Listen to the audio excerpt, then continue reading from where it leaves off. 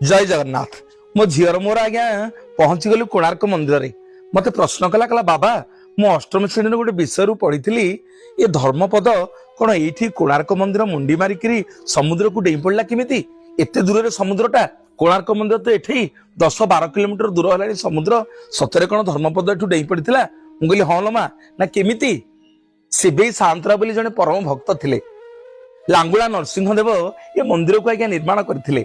लांगुला नरसिंहदेव माँ प्रत्येक दिन ये आसती जो गंडर ना आज्ञा पद्मतोला गंड। ये पद्मतोला गंडरे प्रत्येक दिन सूर्य को उपासना करती। लांगुला नरसिंहदेव को सूर्य को पूजा करी पाइथिले। लांगुला नरसिंहदेव कथा देथिले माँ मुझे पद्मतोला गंडरे गोटे सुंदर सूर्य मंदिर टे करी। राजा आज्ञा निर्देश देले मंत्री शिवे सांतरा को। शिवे सांतरा कौन करिवो पद्मतोला गंड आज्ञा पोतुची सब कारीगर मिस्त्री मैंने आसिक पथर पकाउछंती। पद्मतोला गंडरे जेते पथर पड़ुची आज्ञा भासी जाउची बिचरा कौन करिवो। राजा नहले बेक काट करदेवे मुंड काट करदेवे जाकि जगन्नाथ पाखे अधिया पड़े हे महाप्रभु कौन गोटे बात बतई दिंतु। जगन्नाथ स्वप्नादेश कले कहले शिवे सांतरा जा मो माँ काकटपुर विराजमान करिछि मो माँ मंगला। मो माँ मंगला पाखे अधिया पड़ू मो माँ तोते बाट बतई देवे।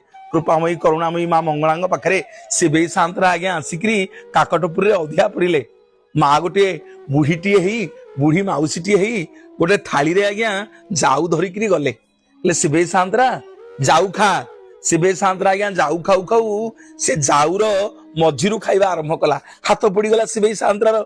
माँ कहले पागल अरे जाऊर मझीरू कौन खाऊ गरम जाऊ गुड़ा हाथ पड़ जीव करूरू करूरू खाऊनु। से शिवे सांतरा बुझीगला कहला जहा आज बुढ़ी माँ मते बतई देला ए जाऊ थाली मझीरू खाइले हाथ पड़ीजीव कररू कररू खाइले ए हाथ आउ पड़बनी हल्का हल्का कि मु खाईदेवी। ठीक आज जो पद्मतोला गंड को मु पोतुची जो कोणार्क मंदिर आपण मैंने देखुं आज्ञा ये समुद्र मझीरे पद्मतोला गंडरे ही थिला। ये पद्मतोला गंड को जो पोतुथिले मझीरू पोतुथिले तेणु ये पद्मतोला गंड आज्ञा पोती हो नथिला। शिवे सांतरा गले कड़रू कड़रू कड़रू कड़रू समुद्र पद्मतोला गंड को पोता आरंभ होला। कोणार्क मंदिर आज्ञा तैयारी हैला।